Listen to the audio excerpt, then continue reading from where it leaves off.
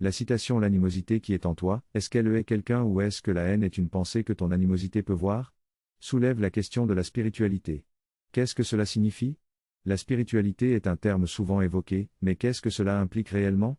Les buzzwords qui entourent la spiritualité comprennent la pleine conscience, la méditation, le chemin spirituel, les chakras, le troisième œil, le yoga, l'énergie, etc. Ces termes suscitent des questions et témoignent du fait que les gens cherchent quelque chose de plus dans leur vie. L'auteur partage ensuite son parcours personnel, marqué par une poursuite constante des objectifs fixés par les autres, avant de se rendre compte que cela ne l'avait pas rendu heureux. Finalement, il comprend que le bonheur réside dans la recherche de sa propre voie, en cultivant son cœur et en cherchant la vérité. Le conférencier évoque les différentes options qui s'offrent aux gens dans leur recherche de spiritualité et de sens dans la vie. Il mentionne les applications de méditation, les coachs de vie, les scientifiques et les anciennes traditions spirituelles. Il encourage les auditeurs à se poser la question de qui ils sont vraiment et à explorer cette question dans leur propre vie. Il invite ensuite les participants à répondre à des questions sur eux-mêmes et leur propre quête spirituelle. Dans ce texte, l'auteur explore notre identité personnelle en mettant en lumière les différentes catégories qui la composent, telles que notre nom, notre genre, notre famille, notre communauté, notre religion, nos préférences, etc. L'auteur remet en question le fait que nous sommes définis par ces catégories et propose que nous ne sommes en réalité rien de tout cela, mais plutôt une entité indéfinissable. L'auteur suggère que la façon dont nous nous identifions dépend souvent de ce que nous pensons que les autres vont accepter, plutôt que de notre propre choix. Finalement, l'auteur pose la question de savoir qui nous sommes réellement, si nous ne sommes pas nos noms, nos genres, nos préférences, etc. Et laisse cette question sans réponse claire. Cette vidéo traite de l'identité et de la manière dont nous construisons notre identité en utilisant des briques comme notre nom, notre genre, notre famille, notre profession, nos pensées, nos opinions, etc.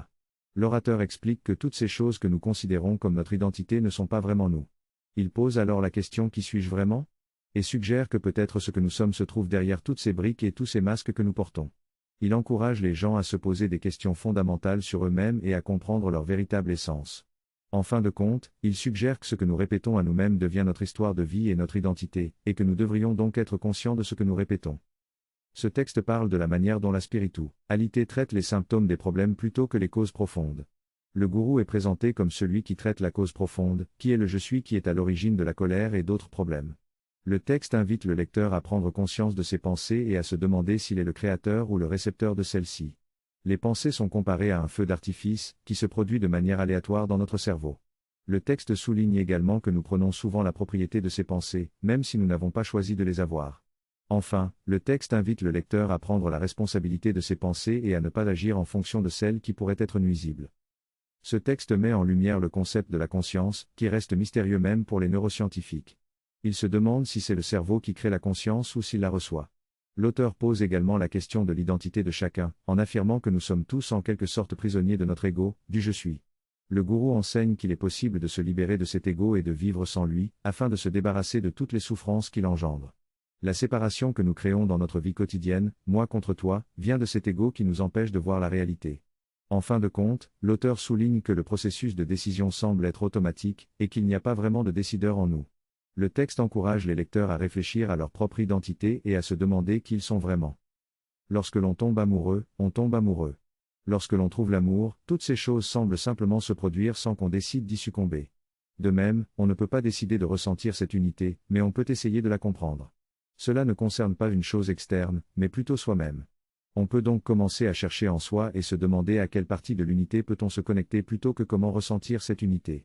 Cela passe par une pratique, et la méditation est probablement le moyen le plus rapide pour commencer à ressentir certaines de ces choses. Il est important de faire de cette pratique une priorité dans sa vie. Si l'on ne trouve pas de paix en soi, on peut trouver des réponses dans des pratiques spirituelles telles que la méditation, le kirtan, la lecture des mots du gourou ou le darbar. L'amour est l'expérience la plus proche de ce que les gourous décrivent. Pour comprendre cette expérience, il faut savoir perdre son identité et se laisser fondre dans l'autre. On ne peut pas expliquer ou appliquer ce concept, il faut le vivre. Quand on a compris l'amour, on peut aimer les autres avec la même intensité. On peut ressentir de l'amour pour les étrangers, car on sait ce que c'est que d'avoir de l'amour en soi. La discussion portait sur la mise en pratique quotidienne sur la manière d'aider les personnes éprouvant des difficultés émotionnelles ou dans leur relation à comprendre cette notion. Une question qui est revenue plusieurs fois était celle de savoir comment vivre dans cet état au quotidien, et quel est notre but sur Terre si nous aspirons à atteindre la libération.